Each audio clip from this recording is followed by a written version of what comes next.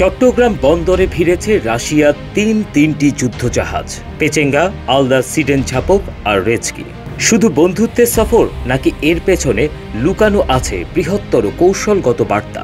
ভারত বাংলাদেশে বর্তমান টানাপোড়েন, ভারতের অভ্যন্তরীণ সংকট ও আন্তর্জাতিক রাজনীতির উত্তাল পরিস্থিতির মাঝে রাশিয়ার এমন আগমন, বঙ্গোপসাগরে রাশিয়ার এমন পদচারণা খুলে দিতে পারে নতুন সম্পর্কের দুয়ার, যা প্রধান উপদেষ্টা ডক্টর মোহাম্মদ ইউনূসের কূটনৈতিক দূরদর্শিতার আরেকটি নিখুঁত উদাহরণ।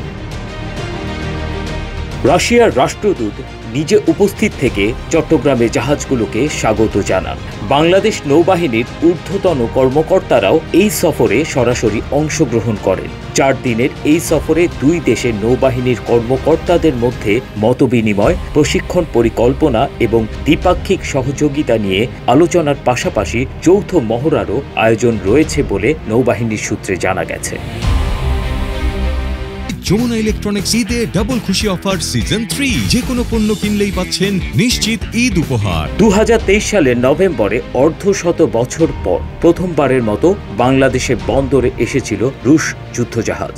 তখন অ্যাডমিরাল ট্রাইবার্স ও অ্যাডমিরাল প্যান্টেলেভ নামে দুটি সাবমেরিন বিধ্বংসী যুদ্ধজাহাজ ও পেচেঙ্গা নামে একটি ট্যাঙ্কার জাহাজ চট্টগ্রাম বন্দরে নোঙর করে।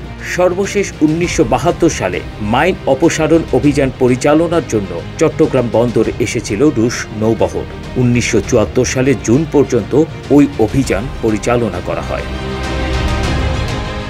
এবারের শুভেচ্ছা সফরের অংশ হিসেবে রাশিয়ান যুদ্ধজাহাজের অধিনায়ক ও নাবিকরা চট্টগ্রামের বেশ কিছু কর্মসূচিতে অংশ নেবেন। তারা বাংলাদেশ নৌবাহিনীর বিভিন্ন ঘাঁটি ও যুদ্ধজাহাজ পরিদর্শন করবেন। এছাড়া চট্টগ্রাম বন্দরের চেয়ারম্যান ও চট্টগ্রাম নৌ অঞ্চলের কমান্ডারের সঙ্গে তারা সৌজন্য সাক্ষাৎ করবেন।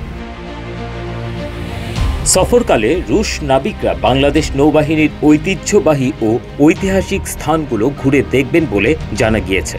সংশ্লিষ্টরা জানান, বাংলাদেশের স্বাধীনতা সংগ্রামের শুরু থেকে রাশিয়ার সঙ্গে বন্ধুত্বপূর্ণ সম্পর্কে যেই ধারাবাহিকতা, সেই সম্পর্ক আরও সুদৃঢ় করতেই এই সফর গুরুত্বপূর্ণ ভূমিকা রাখবে বলে আশা করা হচ্ছে।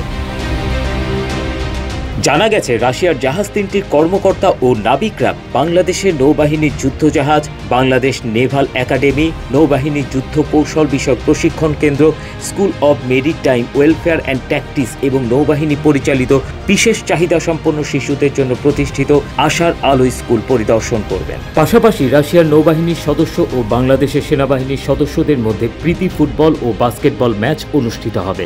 বঙ্গোপসাগরে বাংলাদেশ নৌবাহিনীর সঙ্গে যৌথ মহড়া অনুষ্ঠিত হওয়ার কথা রয়েছে। News desk, Ittefaq.